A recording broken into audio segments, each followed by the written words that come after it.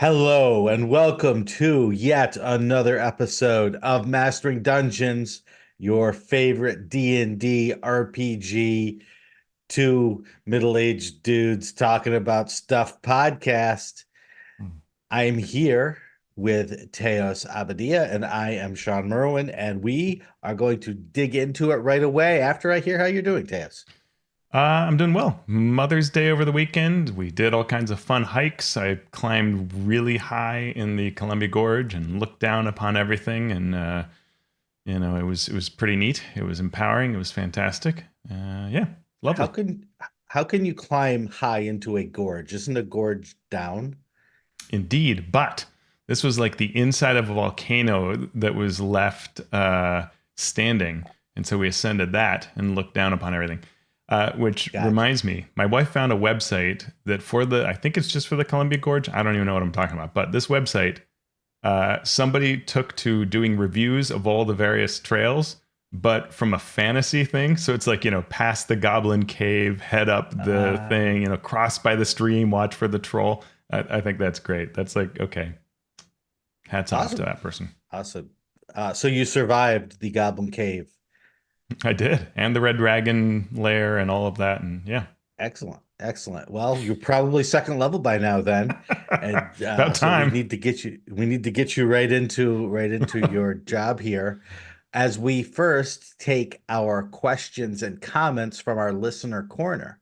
Thank you to those who talk to us via Patreon, Discord, or YouTube, or Mastodon, or Blue Sky, or the Flaming Hellscape that's Twitter, or in real life, or at conventions, or just in our fevered imaginations. Starting with Michael J. Pastor via YouTube, who asks, how is the return on investment risk and reward ratio in movies and studios similar to or different from game development? And Teos, you dug into this question a little bit, so I'm going to let you spill your guts here. Yeah, I tried to do a little bit of research, and it looks like success rates of video games and movies are pretty similar, with about 2 out of 10 movie or video game releases making a profit. Production costs have soared. So in 2004, making a video game cost about 10 million on average to produce, another 10 million to market, and you had to have very high sales to break even. I found that in the 1990s, the average production budget was more like 3 million. So from 3 to 10 and then doubling for the marketing. One source said that 10% of video games create 90% of the revenue, and only 3% of video games sell more than 100,000 units. So that's kind of why you end up seeing things like subscriptions, DLC, monetization, right? You get a hit, you keep trying to then make up for the failure rate of all those other titles that don't do so well. So, how does that compare to role playing games? And it's really hard to tell, Shawn. Mhm. Because if you look at something like Wizards, my first thought was, well, gee, has any of their books not made a profit, right? Has any of them exceeded the costs of writing that book and printing? But then there's a lot more that makes it complicated. Like Wizards Mhm. is doing things like creating a virtual tabletop. They bought D&D Beyond. They have this huge staff and they do all these kinds of initiatives. And so actually a lot of things probably don't make money. And then you have things like the Book of Many Things, which was a very expensive product to make, and they had to recall all of it. So that one was almost for sure a loss. I mean, I would be shocked if it wasn't. But many of them may be losses for particular reasons that just feel like financial gobbledygook to us. And then I looked at, well, Evil Hat shared numbers, and it was, 100,000 profit on like 1 million in sales. And if you look at the size of the product catalog, that has to mean a lot of those aren't profitable. Steve Jackson Games reported $3 million in sales in 2023 and said it wasn't a profitable year. So there you have, all this manufacturing and employment, all of that, all this Munchkin and Car Wars and all that, and probably many of those were not profitable. So for the large industry, maybe it's even worse than video games. One thing for sure is that the video game hobby, when you get that payoff is enormous, right? Mhm. And the payoff for RPG books don't seem to be that big. So it may feel like there's less to lose, and may even be that there's less to lose but more to gain. It's an interesting comparison, right? Yeah. Yeah, you did the research. I only know some of the research I've done recently, which there was I don't know if I mentioned this, I'll mention it again. It was estimated on a one business site that role-playing games and the peripheral stuff that goes with them, minis and so on, made 1.5 billion in 2021, I think it was. Mm. And they're estimating that by 2028 that might reach 3 billion. Monopoly Go on its own in 10 months made what was it? 2 billion. Yeah. So Yeah. one video digital game made more than all role-playing games revenue wise, Yeah. in a year. And so that shows you the scale that we're talking about when you discuss video Yeah. games versus And role-playing games. And if you look at role playing games historically, right, the way it used to be was a role playing company would create a core book that would Mhm. sell okay. You probably Mhm. were profitable on that, and so you have some small amount of profit. You would then take that and reinvest that into, or take out more loans, depending on how you run your business, to make a second book. But each book you release appeals to fewer people, right? Eventually, you're doing the Book of Undead, and someone's saying, "Oh, I don't like undead." Or you're doing, Monster Book 2 and someone's saying, "Oh, I got plenty." And so your sales are just inevitably declining. And Mhm. eventually you go bankrupt. And if you looked at the history of like beloved role-playing game companies, that's kind of what you saw, was eventually they went bankrupt. So it's almost a sure thing to lose your shirt in the business, right? Mhm. And it was a temporary thing. You worked on for a while, and then you had to close that business down, or change names or sell it off or something. So in some ways, it's been a certainty of doing poorly until very recently, where things like Kickstarter, better distribution models have changed things. Yeah, totally. Next question comes from George PR via Mastodon. Design-wise, what are the trade-offs for a Vancian magic system versus a roll-to-cast system, Mm. i.e. Shadow Dark versus D&D? Uh, let's talk about what Vancian magic means. If you've been playing forever, you know this, but there are more and more newcomers coming into the industry. So the Vancian magic system is based on the fiction of, I always get this name wrong, because there's J.D. Vance, who is a right-wing politician. Jack Vance. Yes, Jack Vance wrote fiction, and some of his fiction inspired some of the rules of the original Dungeons and Dragons rules. So the Vancian system is, as a spellcaster, you have a certain number of spells that you can memorize. And so they're in your head, and after you cast them, that spell or that spell slot goes away Right. until you take a long rest and rememorize those spells. So what the Vancian system is good at, and the reason it was used in the first place, is because it's both reliable and scalable. It's reliable because you know as the player exactly how many spells you can cast in whatever time period they refresh. And it's scalable because you can start out by being able to cast just a small number of spells. So your low-level character feels low level, and then that number of spell slots can grow so you feel very powerful at high level. Also, in its current incarnation for fifth edition and some of the previous editions, it's very flexible. So Mhm. you can do different things with those spell slots. You can do many different things. You can focus on just certain things, and in that way, it's good. The original AD&D Vancian system was less flexible because you didn't just get spell slots that you could plug any spell into like we have now. You had to literally say, well, I have 4 first level spell slots for my character. So in those 4 slots, I will take 2 magic missiles, 1 detect magic, and 1 sleep spell. Yep. And you couldn't switch them out. You couldn't change them. Yep. That's it. If you needed to cast magic missile and all you had left was sleep, then you had to do something else. Yeah. And for somebody like the That's obviously, cleric, that was tough, yeah, right? Because you're like, well, I have all these offense spells or utility spells, but boy, I need to heal people. So is it all yeah. healing? Like, how do I not just take all healing? And that was always a struggle. Right. And over the editions, they changed that. They added cantrips that you could cast Mm-hmm. constantly. They added for the cleric, they added something where you could take a spell that you had memorized and swap it out for a healing spell to give you more flexibility. So you didn't have to memorize healing spells. Yeah. You could memorize the other kinds of spells, but always swap them out. And now we're to the point for 5e where it's the most flexible it's ever been.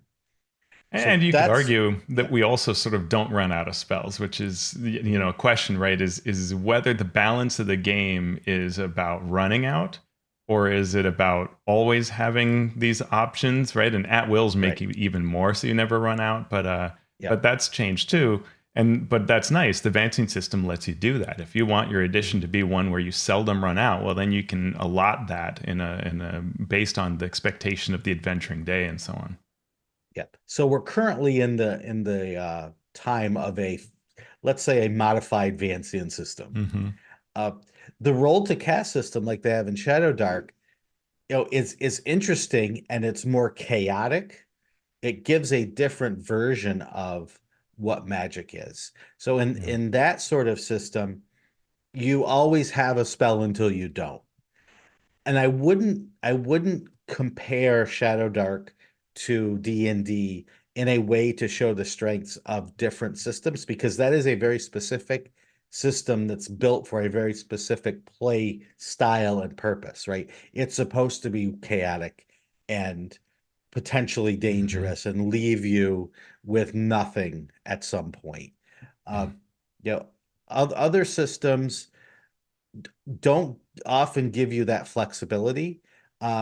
But the changes to the D&D system over the years sort of shows the evolving ethos of role players, what role players Mm-hmm. want in their games, to have that flexibility, to have more options, to have those things. And maybe So, that's part of what, because Shadow Dark is sort of saying, hey, your torch is going to run out.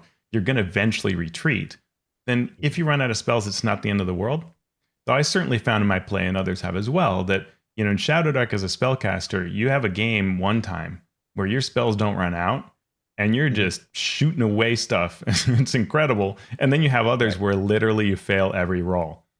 Mhm, And so that's a question of how you want to do that. And other games do it differently, right? Like you have Arcanus Second Edition, I recall, where you have this initiative clock, where doing something like throwing a dagger means you'll go again very quickly, right? It's mhm, not strict rounds; it's like a count, and think of it as a number of segments you used up in time. So you go, mhm, oh, okay, I will go like in another. I'm going to make this up, 6 segments. But if you cast a spell, you may not go for what feels like a round and a half, mhm. because that's the sort of recharge rate of the time it takes up to have done that. And so that is a different way to moderate how you're doing. And all of these systems need to think of, how does this fit into the adventuring day? How does this fit into the number and typical combats that you're going to have? Is this supposed to emulate resource management? And what's the equity with the non-spell slinger, right? How do you achieve That's that? And that's, whew, Yeah.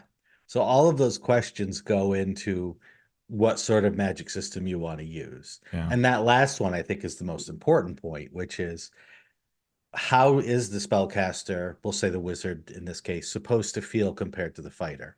In yeah, AD&D, it was at low levels, they were much weaker. And at high levels, wizards were much more powerful because their spells could do so yeah. much more, but they had a limited number, supposedly, and resource management was a much bigger part of the game. So that was Yeah. a balance between classes over 20 levels, Yeah. as opposed to a balance just at a snapshot in time and of level. And then Fori and Daggerheart say, well, what if I give you these cards that represent things like spells, Mhm, but also other types of actions? And so I kind of mhm, smooth that out to we're all using a similar engine with which to say, do heroic stuff, right? mhm. And so you're just doing heroic stuff. Is it a spell? Is it a stab, a mighty stab, a leap and a parry, whatever it is? We're gonna have a different system for that and create its own balance through that. Mhm. So excellent questions. And thank you. And you can always send in your questions via all of the avenues that I mentioned previously. Jumping into our news and commentary, we'll start right away by saying that the D&D 5.2 SRD is coming February of 2025. So it's not going to be very long before after the core books come out that we see this SRD. Yeah, and I Very thought that was exciting. interesting. They noted that it took 2 years for the 2014 rules to see an SRD, right? So they almost said like, "Hey, you know how we took a while last time? We're ahead of the game now." So hey, yeah, true, and kudos because a lot of us were worried that last time it took 2 years after publication. What's it going to be like? And now they're saying, well, it'll come out probably mid-February, mid to late February after the is released because they expect that will have enough important content in it that you need to have the 5.2 SRD cover those changes. And I'm glad to hear kind of the tone of the article because one of my worries is that they would maybe just address a few things if they even did have an SRD, that it would be more like a comparison document or something like that, but that it wouldn't be thinking through, hey, if we want creators to be creating for our game, how do we empower them to understand this? And they said the creators will have the tools they need to create content using the revised and expanded rule set. It will not, however, include lore references, DM's Guild for that. 5.1 will, of course, continue to be available. All of this is in the Creative Commons, so you can't not make it available. And they did say that if you wanted to create a subclass, for example, balancing it would require you to understand not only how classes have changed in the 2024 Player's Handbook, but how monsters may have changed in the 2025 Monster Manual, which is interesting. The idea that they're thinking that these changes have impacts, but it's all fully compatible. And if you wanted to create a campaign setting, having information from all 3 core rulebooks would be important. So that's why we're waiting till it's all together.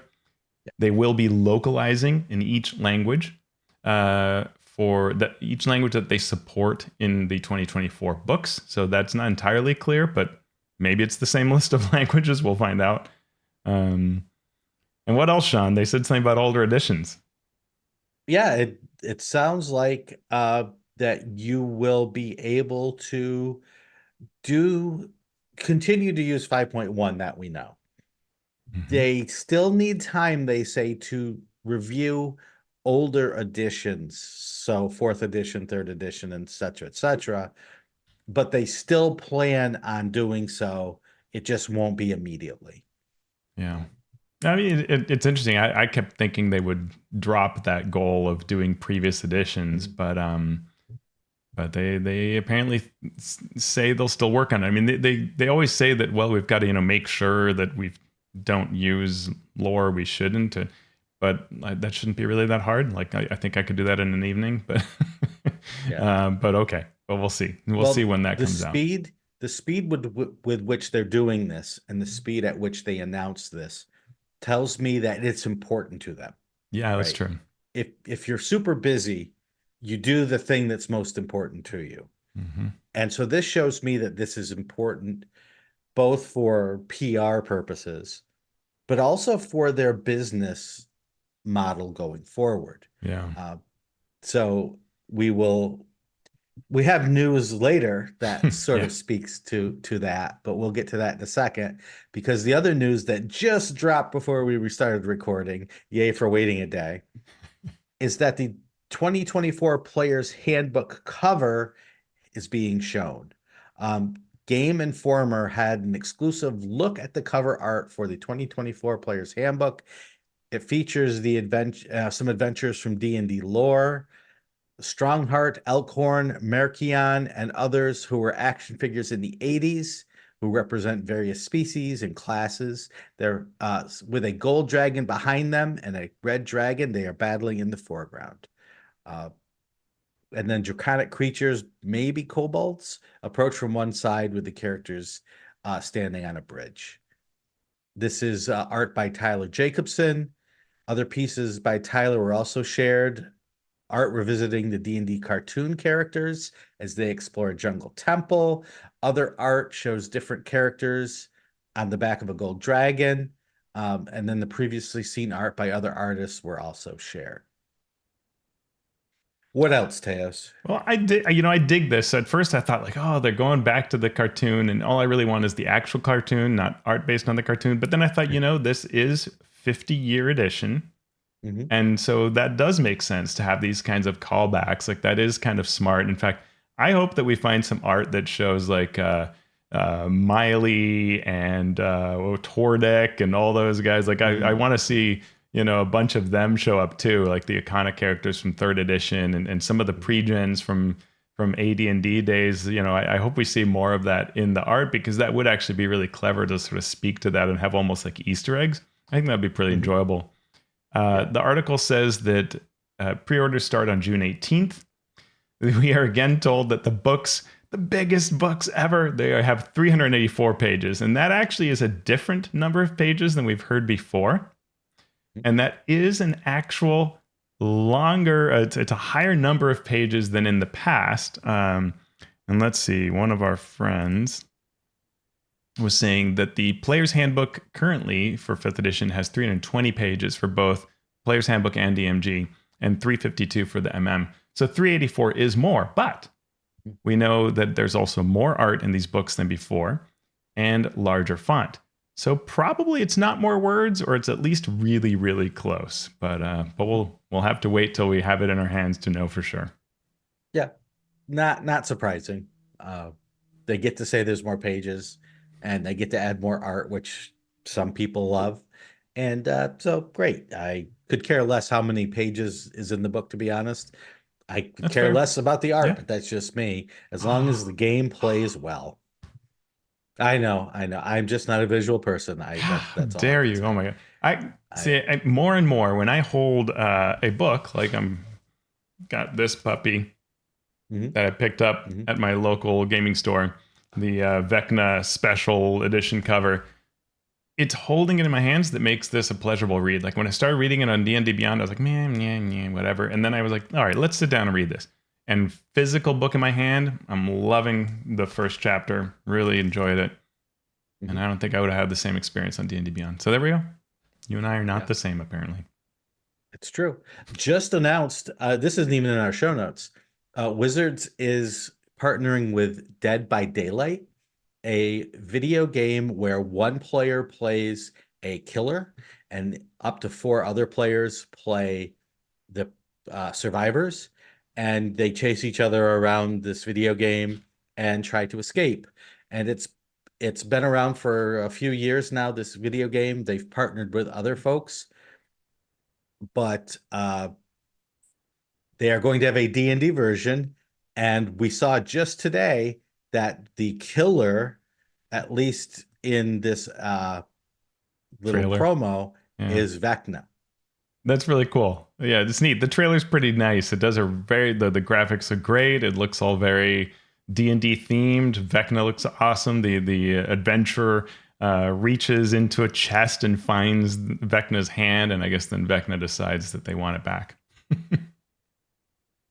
So yeah, if you have played that game, now you can play a D&D version. Or if you've never played the game and you love all things D&D, you can check it out. Switching over from D&D to Critical Role, Critical Role has launched a Beacon subscription service. What does this mean? It is a service that offers ad-free shows spanning everything that Critical Role has provided in the past. The podcast will still be available, or the podcast will be available immediately after the initial show. Then it gives you early access to shows, some exclusive content, such as post-show reactions, Q&A sessions with the cast and crew, event pre-sales, 10% discounts on merchandise, a private Discord you can access, and the content will still be on the usual platforms as well. You Yeah, can pretty find this cool. by going to critroll.com/beacon. It'll be really interesting to see. It's almost like a full circle thing from the Geek and Sundry days to Mhm. now this Beacon subscription service. They work hard. I wish them great success with this, Mhm. and hopefully it does draw in a lot of fans. It'll be interesting to see kind of a few years from now whether this is going strong and what that looks like. We had a great conversation about this last night on the Eldritch Lorecast because James Hake interned for Geek and Sundry, Right. and Dale Kingsmill was on Geek and Sundry. Uh, and their time didn't overlap there, but Hmm. actually it was sort of continuous.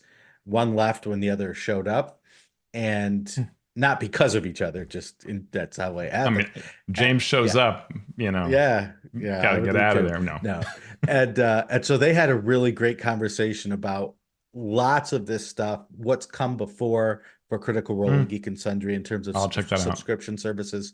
Great conversation, so you can check that out on this week's episode. D&D at Gen Con. Sometimes we don't know what's going on with D&D at Gen Con until a week before the show. Yeah, like Sometimes it's 2 weeks last year. before the show. Sometimes it's a month before the show, but it's generally after tickets have already been on sale for a while. Well, D&D has its stuff together this year because it has already been announced 3 months before the show about what D&D is doing at Gen Con. Gen Con is August 1st through 4th in Indianapolis, and event registrations opens May 19th at noon Eastern time. All So right. you can buy your tickets for all of these things very, very soon. What's going to be there? I'll start. D&D Live, star-studded cast, a fun night including food, drink, and surprises. More details will be shared about this in July. Ooh, you know what that means? What? All the people who do those thumbnails of D&D is on fire, it's the worst thing ever, I hate them, will have one positive video for the night that they attend this. That's true. That's true. Couldn't Yes. help it. D&D is Sorry. terrible. Wait, I was invited to a exclusive show. D&D is awesome tonight. Okay, now back to Mm-hmm. how terrible it Mm-hmm. is. Uh, you want to know everything about the 2024 Player's Handbook? Well, there's a panel for you. A look at the book with the designers, insights on the design process, and how community feedback has shaped the product.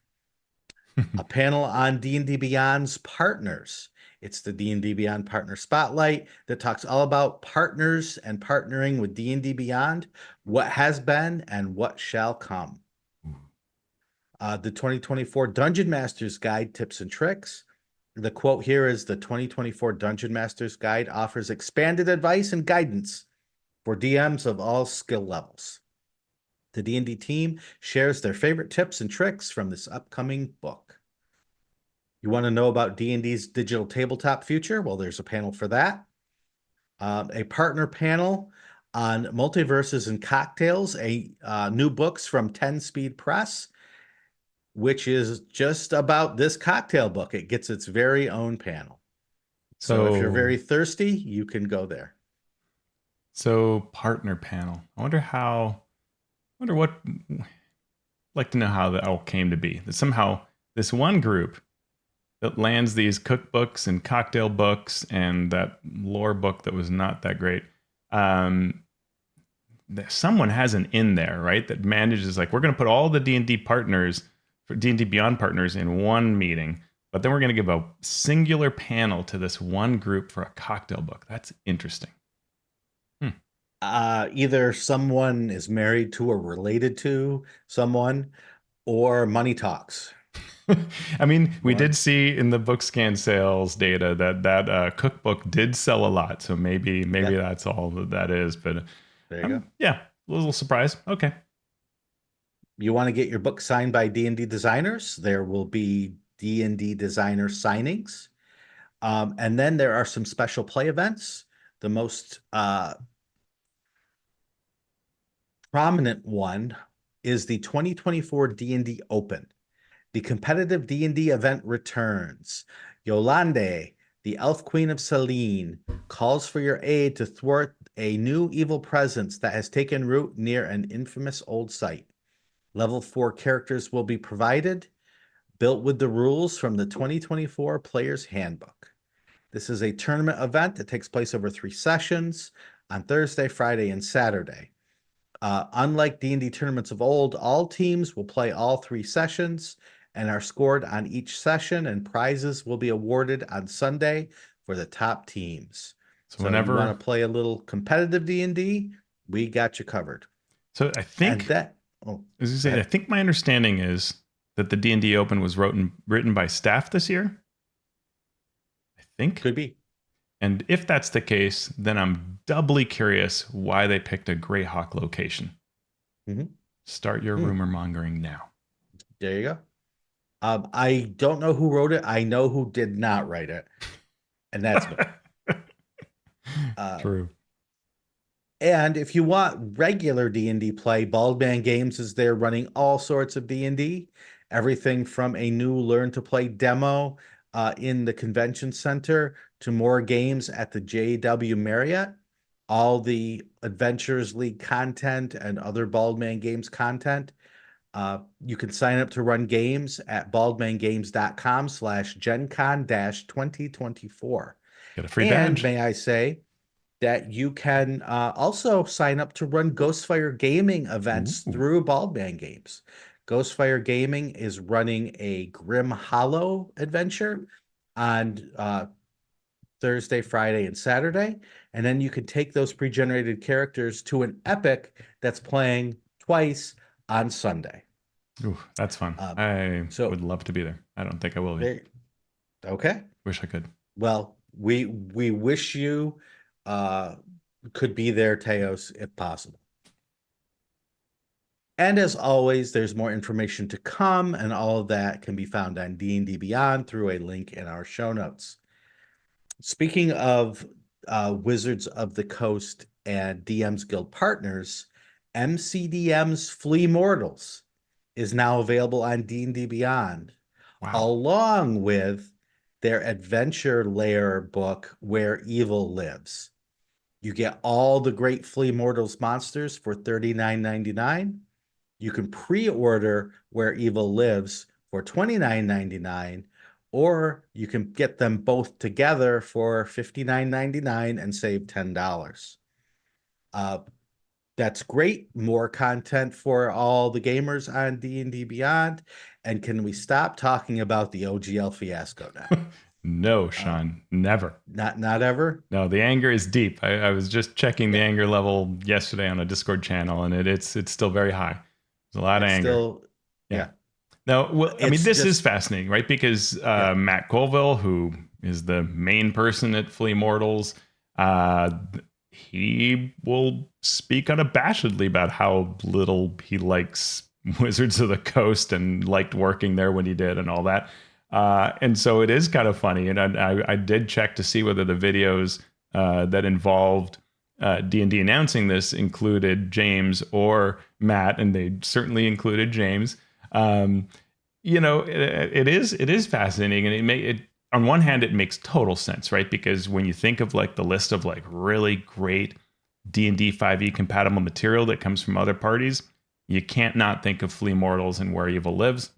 Really well run project, a lot of fun. Great to see it on D&D Beyond. But also, these are, just like with Kobold Press, companies that have had strained relationships at time. And what does this all mean? And when I think about some of the things that we talked about earlier, I think to myself, like say why is the SRD important?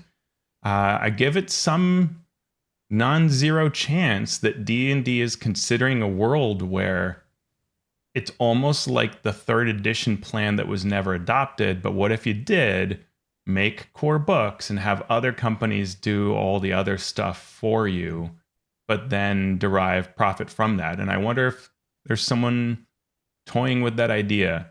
There's a non-zero chance of that. And I think it's really Mhm. fascinating to see more and more third-party products. Mhm. We'll see. Yeah, Keep an eye I on think this. it's much greater than a non-zero chance. Um, and I think it comes with the growth of the industry. I think there probably was a mindset within the D&D design team that they were the only ones who could make stuff, Sure. and that other people either were not skilled enough or might have been close to skilled enough but did not have the inside knowledge that Mm. design team had about direction of the game, And I posit, after successful interactions with third-party companies that proved that not only were their design chops good enough, but were sometimes even on par with or beyond the skill of the people designing within the Wizards of the Coast studio, that it is now a safer bet to reach out and tap those resources to provide content to the industry, to the audience as a whole. Yeah, it's really interesting. I mean, I think you have to go back and know the unknown things we can't know, which are what is the profit like on a book, and the what can the staff do versus not do, and when you want to increase your revenue, does this make a lot of sense? But I do think that there have been one of the criticisms I have of that third edition model of like, what if we only make 3 core books and then everybody else makes stuff for us, is that you do, I think, lose a little control of steering the ship, steering the brand. But that can happen even when you have it as well. So maybe it isn't such a big loss, right? But it's a tough choice. And I think that if I worked there, it would be very difficult for me to want to sign off on that kind of an approach. I would probably be the person in the room advocating against it, because I would worry that even when we're inefficient, if you give up understanding who you are, then other people are declaring that for you. And that's a tough place to be in, and that you'll probably down the road find that you wish you had been in charge of something, that someone else got to dictate those terms, right? Of how the industry responds, of how the growth is, of what kind of stories are told, of where the game evolves. Like at some point, you're no longer the main person doing that. That's a little dangerous, but yeah, if a growing segment of your audience considers you evil and the man yeah, and the thing to be fought against, even if you do have a clear vision of what you want, and even if that vision is great, it is going to meet resistance. yeah, Whereas letting go of some of that, putting the power to not just create the stuff, but market the stuff and engage with the audience in other people's hands, frees yeah. you from that burden. I mean, I don't think that people, like, I know that the online communities we all frequent, for sure, you see that everywhere, but I don't know that that's really how the hobby as a whole or the greater populace sees Wizards. I think those folks, I mean, just, you know, I've talked about the conventions I've worked, signing up all these new players to try D&D. Mhm. Like 2 people mentioned the OGL out of all of Mhm. that, right? And in like an angry way, like, man, Right. I'm not playing that game. I hate Wizards. Then you got thousands otherwise, right? Like Mhm. I don't. Right. But you are absolutely correct. But who does Wizards sell their core books and their pencil cases and their video games to? They I sell them to those people. Who do who buys the adventure modules and the mm, 2 years later box sets? That's the more engaged folks that are that way. So then you can offload some of reasonable. that, Hmm. onto Yeah, people who are more engaged with those yeah, niche communities. yeah. Maybe. I mean, I think that's totally possible, right? Like I can't counter that. I can't argue against that. That's entirely plausible. I think it also is just as likely that internally they're saying, well, what if we focus on a virtual tabletop and we Mhm. focus on D&D Beyond subscriptions, and maybe that's where we should be focusing. I don't know. Mhm. Yeah, what if we Perilous, focus on partnering with digital game providers right? and cookbooks, and what if we put more of our focus in that Hmm. direction? Um, Yeah. yeah, I mean, and that's it's fine, but it also creates a position where if you think of the core of D&D as suddenly being like a partner thing rather than your own thing, you may value it less, especially when, as we said at the start of the show, Monopoly Go can generate so much more Mhm. income. So just do that sort of stuff, Right. and yeah, it's mhm. You may value it less, and that can be bad, but it also can be okay if it does have less value. if it can still grow. Yeah, if it can still Right, do what it needs to do for us. Yeah. for sure. No, it's fascinating. Yep. Good discussion. Also under discussion is the free Vecna wallpaper and the Nest of Evil news. D&D Beyond provided a message from Vecna recently suggesting to look for secrets. And there's a spoiler if you need some help doing that. Teos, what do you have on this? Yeah, bottom line is once you figure it out or click on the spoiler, you can get yourself a download of the wallpaper art for the free for the Vecna book.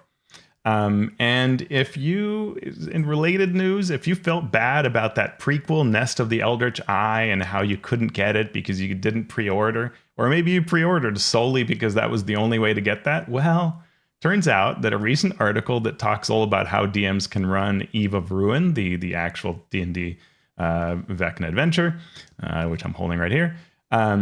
Well, it at the bottom has wording that Welsh DM pointed out to us. Thank you. That says that the Nest of the Eldritch Eye prequel can be purchased separately after Eve of Ruin drops on May 21st. Is that a bait and switch? I don't know. I am glad to see it available for everyone. I think that should have been the plan all along. Get it free if you pre-order, but later you can buy it. That's fine, right? I don't think there's any reason why folks should be able to access that adventure, and I don't want to see things sort of locked up in weird ways. So I am glad actually to see that it can be purchased by the people who want it. There you go. Speaking about being locked up in weird ways, if the current open gaming license in SRD for 5th edition isn't quite your cup of tea, you have an alternative. You have the Black Flag reference document, Kobold Press's system behind the Tales of the Valiant role-playing game. It uses the ORC, the Orc license. The Orc license is a little bit more complicated than just a plain old Creative Commons license, but it's still there available for you. It has all the bells and whistles that the 5e open gaming license and SRD have. And it's available to you to use to publish your content. Yeah, and I just saw that today Kobold Press has an article on how to use this SRD, which doesn't super answer everything. Like one of the things I was curious about is, can I say compliant with Tales of the Valiant, or do I need to say or compatible, or do I have to say compatible with Black Flag? Like, are those things equal terms that I can use? It's also, Orc has certain stipulations around mechanics, so creators need to be careful about that because you have to use the Orc license, which makes you part of that Orc ecosystem that then anyone can take your mechanics. But maybe you felt that's the truth anyway, so that's okay if you do. But if you don't, certainly it's interesting to see that Kobold Press isn't putting all of their mechanics into this, so, do with that what you may. But it's cool. It's more options for creators, and I'm all about that. There you go. Now let's get to our creator corner, starting with the digital deck of player safety being available via Demiplane. Tom Nelson, a friend of the show and Patreon backer, has created a deck of player safety. We've talked about it on the show a few times. That deck of player safety has been ported into a digital version usable on Demiplane. So it's a deck of cards that you can pass around to your players, who can then pick cards out for topics they may not want to discuss, topics that may trigger them, etc.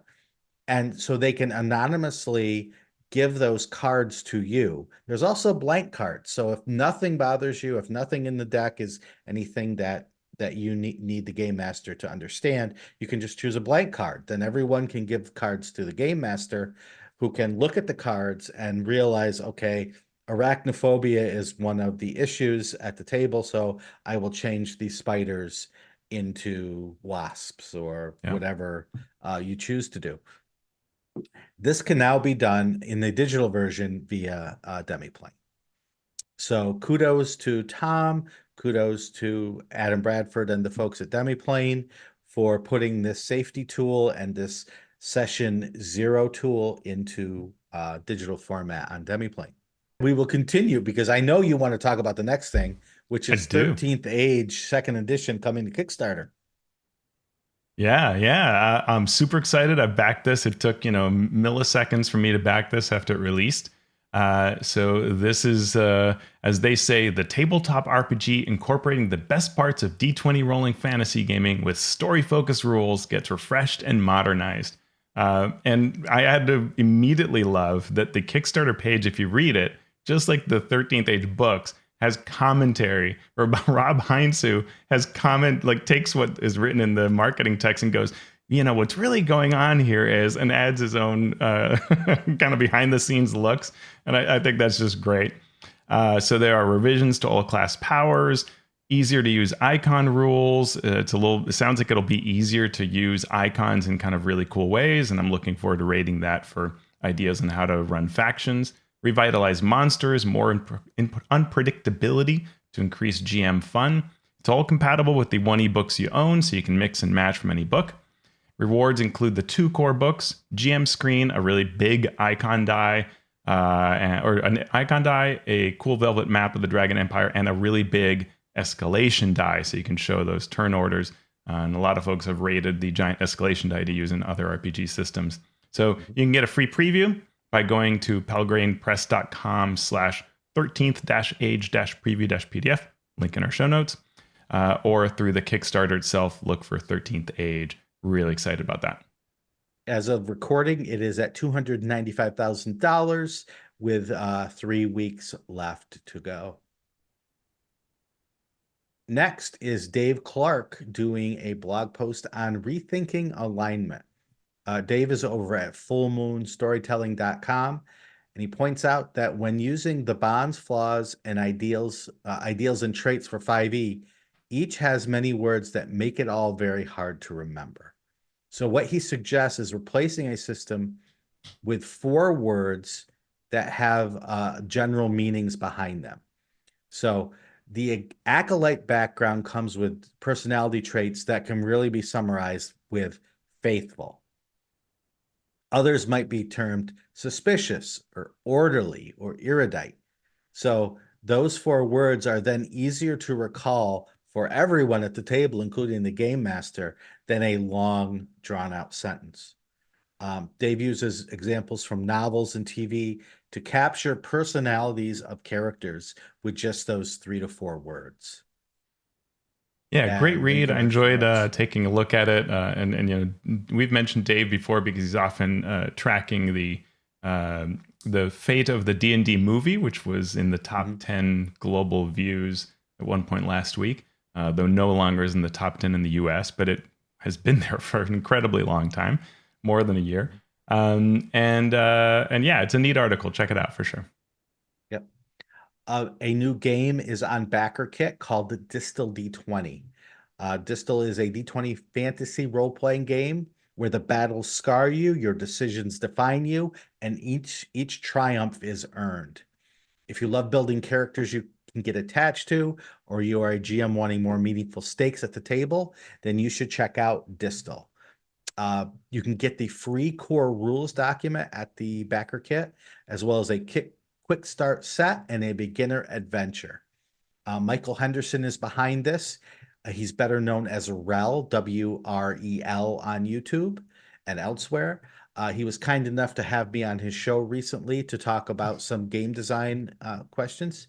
And so I am now taking an interest in the project that he's working on, and this one is out there. You can check it out at BackerKit. And what's this last thing about Kickstarter, Teos? I'll try to go through this quickly. So much news today. Kickstarter had a creative download. They posted an article with trends in games. The top 10 in games start with a BattleTech game raising $7.5 million, and the listed top 10 has 3 RPG projects: Ryoko's Guide to the Yokai Realms, Crooked Moon Folk Horror, and Obojima Tales from the Tall Grass, all of which are for 5e. It tells you something. 65% of games projects met their funding goal.